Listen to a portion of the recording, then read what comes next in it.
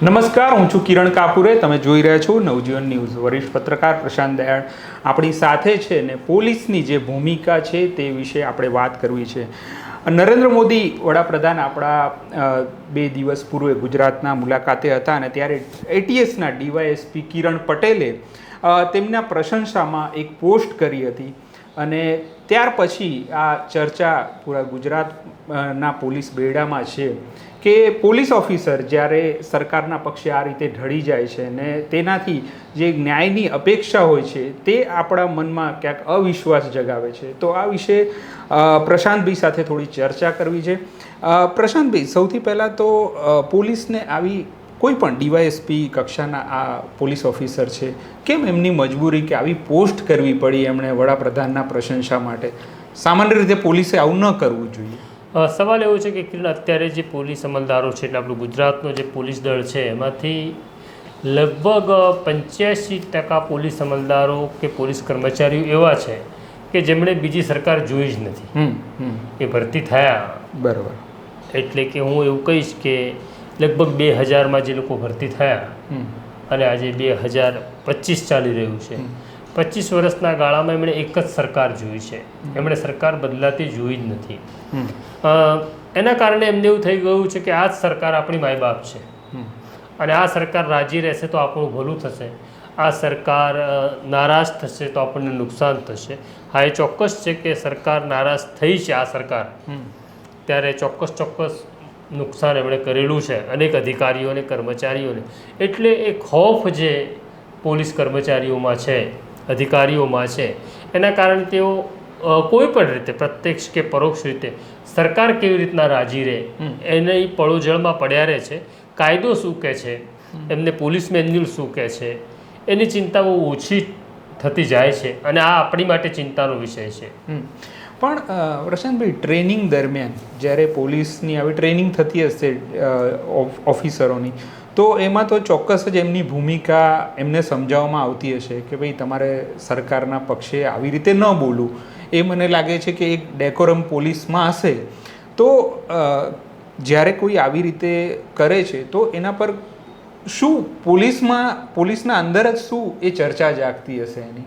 એક બહુ અગત્યનો પ્રશ્ન તે પૂછ્યો છે કિરણ, પણ મારે વાત કરવી છે કે આપણે ભણતા હોઈએ, આપણે એક યુવાનીના દોરમાં પસાર થતા હોઈએ ત્યારે કોઈક ને કોઈક આપણે નક્કી કરીએ છીએ. કોઈક એવું નક્કી કરે છે કે હું બિઝનેસમાં જઈશ, તો કોઈક એવું નક્કી કરે છે હું એજ્યુકેશનમાં જઈશ, કોઈક સાયન્ટિસ્ટ થવાનું વિચારે છે, કોઈક ડૉક્ટર થવાનું વિચારે છે, કોઈક પત્રકાર થવાનું, કોઈક પોલીસ થવાનું વિચારે છે. આ બધી જ સફર દરમિયાન તમારો કોઈને કોઈ રોલ મોડલ હોય છે મનમાં કે ભાઈ હું પત્રકાર થઈશ તો આવો થઈશ, આના જેવો થઈશ. પોલીસ અધિકારીઓમાં પણ એવા રોલ મોડલ હતા. હવે સ્થિતિ એવી થઈ છે કે જે લોકો પોલીસની કરાઈ એકેડેમીમાં આવે, કે જુનાગઢ કે વડોદરા, આપણી પાસે 3 પોલીસ એકેડેમી છે, એમાં ટ્રેનિંગ લેવા આવે ત્યારે કોને રોલ મોડલ માને? અચ્છા. કારણ કે એ આખો સમયગાળો પૂરો થઈ ગયો છે. અત્યારે ગુજરાત પોલીસના નવા પોલીસ કર્મચારીઓ પાસે, અધિકારીઓ પાસે એવું રોલ મોડલ કોઈ નથી રહ્યું કે મારે આના જેવા પોલીસ અધિકારી થવું છે, મારે આ પીઆઈ જેવું મારે થવું છે, આ પીએસઆઈ જેવું થવું છે, મારે આઈપીએસ જેવું થવું છે. એ રોલ મોડલ આખું એટલા માટે આ 25-30 વર્ષના ગાળામાં ખતમ થતું ગયું કારણ કે જે લોકો રોલ મોડલ હતા એમણે રોલ મોડલ થવા માટે કિંમત ચૂકવી. અચ્છા. એટલે હું ઉદાહરણ રૂપે કહીશ કે અત્યારે જે પોલીસ કર્મચારીઓ છે એમણે ગાળો જોયો નથી. બહુ કપરો ગાળો હતો, કોંગ્રેસનો સમય હતો અને એવા અધિકારીઓ એ ભાજપ સરકારમાં જ રિટાયર થયા છે તાજેતરમાં જ. છેલ્લા 5-7 વર્ષમાં એ રોલ મોડલ ગણાતા ગુજરાતના એ અધિકારીઓ રિટાયર થયા છે. તો ગુજરાતમાં એવા આઈપીએસ અધિકારી હતા કે જેને કોંગ્રેસ પસંદ નહોતી કરતી. અચ્છા. એટલે ત્યારે ચિમનભાઈ પટેલની સરકાર હતી, પછી બીજી સરકારો આવી, પણ જેને કોંગ્રેસ પસંદ નહોતી કરતી એવા અધિકારીઓને પણ સરકાર એક્ઝિક્યુટિવ પોસ્ટિંગમાં રાખતી, બહુ મહત્ત્વની જગ્યા ઉપર રાખતી.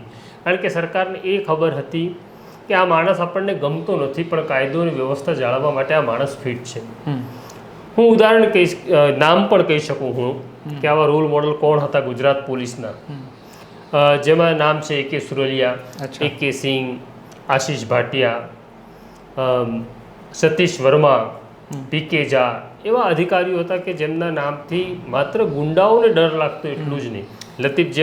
લતીફે તો જ્યારે સરેન્ડર થવાની ફોર્મ્યુલા, લતીફનો ત્રાસ વધ્યો પછી લતીફ ભારત છોડી દે છે અને પાકિસ્તાન જતો રહે છે અને પાછો આવવાની વાત કરે છે ત્યારે એણે એવું એક સરકારને એક વિનંતી કરી હતી કે હું પાછો તો આવું કે જો તમે મારી તપાસ AK સિંહ, આશીષ ભાટિયા, AK સુરલિયા, PK ઝા, સતીશ વર્મા પાસે ન કરાવો તો. અચ્છા, નામજોગ કહ્યું હતું કે મને આનો ખૂબ ડર લાગે છે, આ મને મારી નાખશે આ અધિકારીઓ.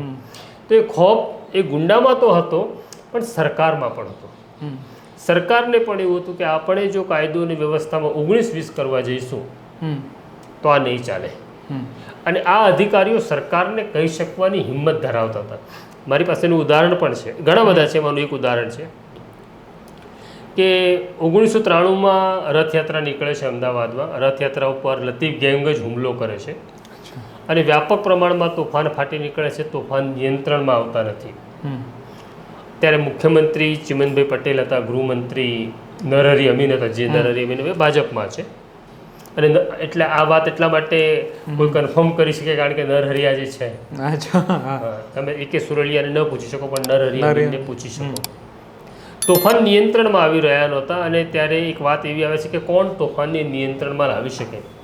તો વાત નીકળી કે ડેપ્યુટી પોલીસ કમિશનર AK સુરલિયાને જો જવાબદારી સોંપાય તો એ શહેરને શાંત કરી શકે તેમ છે. નરહરી અમીન બોલાવે છે AK સુરલિયાને. એટલે પ્રોટોકોલ પ્રમાણે AK સુરલિયા ત્યાં આવે છે, સેલ્યુટ કરીને ઊભા રહે છે અને નરહરી અમીન સીધો સવાલ પૂછે છે કે આ તોફાન બંધ થતા નથી, તો તોફાન બંધ થવા જોઈએ. તોફાન કેટલા સમયમાં બંધ કરી આપશો એવું કહો. ત્યારે તમે એક IPS અધિકારીની હિંમત જુઓ. AK સુરલિયા નરહરી અમીનને એવો જવાબ આપે છે કે તોફાન હું 48 કલાકમાં બંધ કરી દઉં, પણ જો અમે જેને પકડીએ એને છોડાવવા માટે CM ઓફિસ ફોન ન કરે તો. અચ્છા, આટલે હદ સુધી એ કહી શકતા. હા, કારણ કે જેને પોલીસ પકડતી તેને CM ઓફિસમાંથી ફોન આવે કે ભાઈ આને છોડી દો, આને છોડી દો, અને એ ગુંડાઓને મોકળું મેદાન મળતું હતું. આવું એમણે નરહરી અમીનને મોઢામોઢ કહ્યું કે CM ઓફિસ ફોન કરે છે માટે તોફાન નિયંત્રણમાં આવતા નથી. આ ફોન બંધ કરો, 48 કલાકમાં તોફાન હું બંધ કરી બતાડું. ત્યારે જ નરહરી અમીન AK સુરલિયાની હાજરીમાં ચિમનભાઈ પટેલને ફોન જોડે છે. અચ્છા. અને એવું કહે છે કે મારી સામે સુરલિયા બેઠા છે અને સુરલિયા એવું કહે છે કે તોફાન 48 કલાકમાં બંધ થાય જો CM ઓફિસ ફોન કરવાનું બંધ કરે તો. અને તમે હવે ચિમનભાઈનું પણ તાસીર જુઓ. ચિમનભાઈએ એવું કીધું કે સુરલિયાને એવું કહી દો કે 48 કલાક નહીં 72 કલાક સુધી CM ઓફિસમાંથી કોઈ ફોન નહીં આવે. અચ્છા, મારે તોફાન બંધ જોઈએ. અને AK સુરલિયાએ 48 કલાકની અંદર તોફાન બંધ કરી બતાડે. તો પ્રશાંતભાઈ, તમે જે આ ઉદાહરણ આપ્યું આ બહુ સરસ ઉદાહરણ છે, પણ જે આ પોલીસનું જે કહો છો એ વલણ બદલાયું તો એમાં તો સમય ગયો હશે. નહીં, એટલે હું બીજા ઉદાહરણ પણ આવું. આ ઉદાહરણ આ નવી પોલીસને જાણવા માટે જરૂરી છે. PK ઝા જામનગરના SP હતા અને PK ઝાને એક જાણકારી મળે છે કે રામાનાથા ગઢવી નામનો એક માથાભારે શખ્સ છે જેની ઘરે મોટા પ્રમાણમાં હથિયાર આવ્યા છે. પણ રામાનાથા ગઢવીનું સીધું કનેક્શન CM ચિમનભાઈ પટેલ સાથે હતું. હવે એના ઘરે રેડ કરવી એટલે ચિમનભાઈને નારાજ કરવા જેવી વાત હતી. છતાં પણ PK ઝા સીધા ગાંધીનગર આવે છે. DGP AK ટંડન હતા. AK ટંડનને જાણકારી આપે છે. AK ટંડન અને PK ઝા બંને મળી ગૃહમંત્રી CD પટેલ હતા એમની પાસે જાય છે. એમને આખો માહોલ સમજાવે છે અને CD પટેલ એક જ સવાલ પૂછે છે કે આ વાત આપણા 3 સિવાય ચોથું કોણ જાણે છે. અને CD પટેલ PK ઝા એવો જવાબ આપે છે કે ના, આ વાત આપણા 3 સિવાય હવે ચોથાને નથી ખબર. ત્યારે CD પટેલ એવું કહે છે કે તમે તાત્કાલિક જામનગર પાછા જાઓ, હું આવું છું, હું સર્કિટ હાઉસ રોકાવું છું અને તમે રેડ કરો. અચ્છા. CD પટેલ ત્યાં પહોંચે છે અને PK ઝા રેડ કરે છે અને મોટા પ્રમાણમાં હથિયારો પકડે છે એના ઘરમાંથી, રામાનાથા ગઢવીના ઘરમાંથી. તો આ SPની એક બહાદુરી, એક તાકાત હતી કે CM નારાજ થાય તો ભલે થાય, મને જે પોલીસ મેન્યુઅલમાં કે કાયદાની પોથીમાં જે જ્ઞાન મળ્યું છે એ પ્રમાણે જ હું કામ કરીશ અને એ રામાનાથા ગઢવીને ત્યાં રેડ કરવાની હિંમત કરે છે. તો જ્યારે પોલીસ કરાઈ એકેડેમીમાં ભણવા આવતી ત્યારે એમની પાસે આવો એક ભવ્ય ઇતિહાસ હતો. અચ્છા, ઓકે. કે કે સુરલિયાની વાત કોઈ એમને ભણાવતું, કોઈ પીકે ઝાની વાત ભણાવતું, કોઈક સતીશ વર્માની વાત ભણાવતું કે સતીશ વર્મા જ્યારે પોરબંદરની અંદર સમાંતર સરકાર ચાલતી હતી શરમણ મુંજાની, અને ત્યારે શરમણ મુંજાનું તો ની હત્યા થઈ ગઈ હતી, પણ પછી ભૂરા મુંજાએ ગેંગ સંભાળી હતી.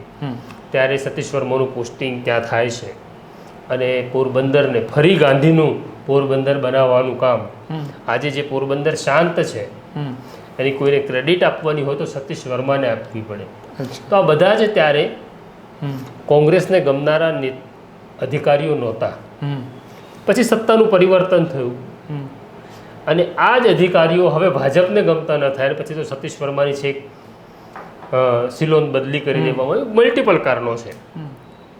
તો ત્યારે તમારી પાસે પોલીસ એકેડેમીમાં ભણાવો ત્યારે આવા અધિકારીઓને રોલ મોડલ તરીકે જોવામાં આવતા હતા કે હું ઓફિસર થઈશ તો આવો થઈશ. આજે એવો કયો રોલ મોડલ રહ્યો છે ગુજરાત પોલીસ પાસે, એના કર્મચારીઓ પાસે? તો અત્યારે જે પીએસઆઈ કે પીઆઈ કે ડીવાયએસપી છે એમણે તો પોતાના એસપીને કે આઈજીને કે પોલીસ કમિશનરને ડરપોક જોયો છે કે એ એવું કહે છે કરી નાખોને સૂચના છે. એટલે નીચેના કર્મચારીઓને સમજાય છે પીએસઆઈ પીઆઈ કે ડીવાયએસપીને કે આપણને જે સૂચના છે કહેવામાં આવે છે ખોટું કામ છે. નરેન્દ્ર મોદી અમદાવાદમાં આવવાના છે તો આપણે શું કામ કોઈને પૂરી દેવાના? આપણે જેને પકડીએ છીએ કે હાઉસ એરેસ્ટ કરીએ છીએ એ ટેરરિસ્ટ છે. આ પોલીસ અમલદારોને એ પણ ખબર છે કે સત્તા કાયમ રહેવાની નથી ને આપણે કાયમ પોલીસ રહેવાના નથી. એક દિવસ આપણે નિવૃત્ત થઈશું ત્યારે આપણને આ બધું કટશે, કારણ કે તમારી વાત કરનારું ત્યારે કોઈ નહીં હોય, વિરોધ પક્ષ નહીં હોય, પત્રકાર નહીં હોય, ત્યારે બહુ કપરી સ્થિતિ નિર્માણ થશે. તો આ સ્થિતિ નિર્માણ થઈ છે. પણ પ્રશાંતભાઈ, એક ચર્ચા તો આમ તો રાજ્ય સ્તરે નહીં આપણા દેશના સ્તરે થાય છે કે જ્યારે પોલીસનો એક ખોફ વધ્યો છે, કાં તો પોલીસ સરકારના કયામાં હોય ને એ રીતે પગલાં લે છે, ત્યારે કાયદો જે છે એ રીતે નથી જળવાતો જે રીતે જળવાવો જોઈએ. કારણ કે પછી એ પોલીસ હાવી થઈ જાય છે અને પોલીસ મન ફાવે એ રીતે વર્તે છે. તો એ જે વર્તવાનું છે પોલીસનું, તો એ ક્યારથી આમ ધીરે ધીરે તમે જોયું તો એવું લાગ્યું તમને કે આ ખરેખર આ દોરમાં સૌથી પોલીસનો ખરાબ દોર છે? જો ચિમનભાઈ પટેલને પણ અધિકારીઓ નહોતા ગમતા. પછી આપણે વાત કરીએ ઘણા બધા સીએમ બદલાયા. કેશુભાઈ સુધી વાત કરીએ આ ભારતીય જનતા પાર્ટીની, કે કેશુભાઈને પણ કેટલાક અધિકારીઓ નહોતા ગમતા. તો એવું હતું કે ભાઈ મને ફલાણો અધિકારી નથી ગમતો તો વાંધો નહીં, એને સાઈડ પોસ્ટિંગ આપી દો. 2001 પછીનો ગાળો એવો શરૂ થયો કે જે મને નથી ગમતો એનો અર્થ કે એ મારું માનતો નથી, અને મારું માનતો નથી તો એને સાઈડ પોસ્ટિંગમાં તો મૂકું, પણ એના જૂના એની ભૂલો કાઢો, એની સામે કાર્યવાહી કરો. એ જે બદલો લેવાની ભાવનાથી બધું થવા લાગ્યું ત્યારથી શું થયું કે પોલીસ તો પરેશાન થઈ, પણ પોલીસ ડરી પણ ગઈ કે માત્ર નહીં ગમવું એટલું પૂરતું હોય તો વાંધો નહીં, મને નથી ગમતો તું કે તને હું નથી ગમતો, પણ હું તને નથી ગમતો એટલે તું બદલો લઈશ મારી સાથે. એ જે શરૂ થયું ત્યારથી આપણી પોલીસ ડરપોક થવા લાગી. અને આમાં એક કારણ એવું હોઈ શકે, એ જે તમે અગાઉ પણ વાત કરી કે લાંબા સમયથી બીજેપીનું શાસન છે એટલે પોલીસને એક ખોફ જતો રહ્યો કે હવે નવી સરકાર આવશે, જો આપણે ખોટું કરીશું, આપણે કાયદાની બહાર જઈને કંઈક કરીશું તો મને નુકસાન જશે, ખોફ જતો રહ્યો. પણ મને ઇન્ટરેસ્ટિંગ ગઈકાલે જ એક બહુ વાત ખબર પડી, સારી વાત છે. આમ તો ભાજપના નેતા છે પણ સારી વાત છે, હું નામ જોગ કહી શકીશ. હર્ષ સંઘવીની વાત મને ખબર પડી કે હર્ષ સંઘવી જ્યારે વિદ્યાર્થી કાળમાં હતા, બરાબર છે, જ્યારે યુવા મોરચામાં એ સક્રિય હતા, ત્યારે કોઈકને કોઈક આંદોલન થાય તો માર પડે તો એમને પણ જે પોલીસ અધિકારીઓએ માર્યા હતા, સામાન્ય રીતે તો એવું છે, હવે તો હિસાબ સરભર થાય છે કે તમે મારી સામે દંડો જોયું ના હોય ને તો પણ બદલો લેવાની વાત આવે.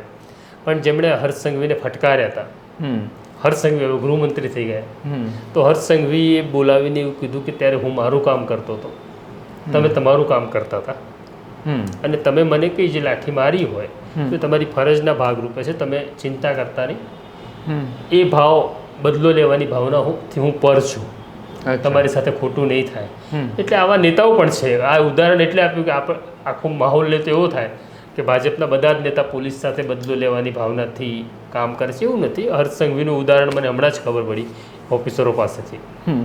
બીજું કે પોલીસ જે રીતે કોંગ્રેસના બધા નેતાઓને એમણે ડિટેન કર્યા, વડાપ્રધાન આવ્યા ત્યારે, પછી પહેલગામનો હુમલો થયો ને ત્યારે ચંડોળા તળાવમાં જે રીતે પોલીસે કાર્યવાહી કરી, તો એ બધું જોતાં પણ એવું લાગે છે કે ભાઈ પોલીસને આમ ઉપરથી ઓર્ડર આવે એટલે એ જાણે આમ તૈયાર જ હોય કે ભાઈ બસ અમે કાર્યવાહી કરી નાખીએ, એ રીતે લાગે છે. ના, એટલે વાત સાચી છે. એ સતત એવો પ્રયત્ન કરે છે પોલીસ કે કઈ રીતે હું મારા આકાને ખુશ રાખવાનો પ્રયત્ન કરું, એમને ગમતું શું કરું, હું એવું શું કરું કે એનાથી ભારતીય જનતા પાર્ટીના વોટમાં કંઈક વધારો થઈ શકે, એવા સતત એમના પ્રયત્નો ચાલતા રહે છે. અને આશ્ચર્ય એ છે કે આ બધા જે અધિકારીઓ છે ને, એમાંથી હું માનું છું કે 95% અધિકારીઓ એવા છે કે એ ઈશ્વરમાં ભરોસો કરે છે, એ મંદિરમાં જાય છે, એમની ચેમ્બરમાં જાઓ તો એક સરસ ભગવાનની મૂર્તિ છે જેમાં એમને આસ્થા છે, પણ એમને ડર પેલા ભગવાન કરતાં પહેલાં ગાંધીનગરમાં બેસનારનો વધારે લાગે છે કે દિલ્હીમાં બેસનારનો ડર વધારે લાગે છે. તો મને એવું લાગે છે તો એમણે આ ડર, જો ઈશ્વર કરતાં પણ એ લોકો મહાન હોય એમની પ્રતિમાઓ રાખવી જોઈએ. એટલે અત્યારે આ જે મારા મિત્ર છે કિરણ પટેલ, ડીવાયએસપી છે, એ તો શિવ ભક્ત છે, એ તો માનસરોવરની યાત્રા અવારનવાર કરે છે. તો એમણે મોદી સ્તુતિ કરવાની જગ્યાએ શિવ સ્તુતિ કરી હોત તો વધારે સારું હતું, પણ એમને એવું લાગ્યું કે શિવ કરતાં પણ કદાચ મોદી મહાન છે, એટલે એમણે કરી એનો વાંધો નહીં, પણ યુનિફોર્મ ફોર્સમાંથી નહોતી કરવી, એમણે રાજીનામું આપી દેવું હતું.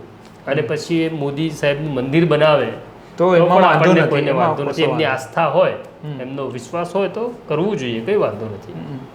અને પોલીસમાં જ્યારે તમે સરકારને સર્વોપરી માનો તો તમે તો રૂબરૂ ઘણા બધા પોલીસ ઓફિસરને મળો છો, તો એમાં પછી એમના નજરમાં પ્રજા ક્યાં આવે છે?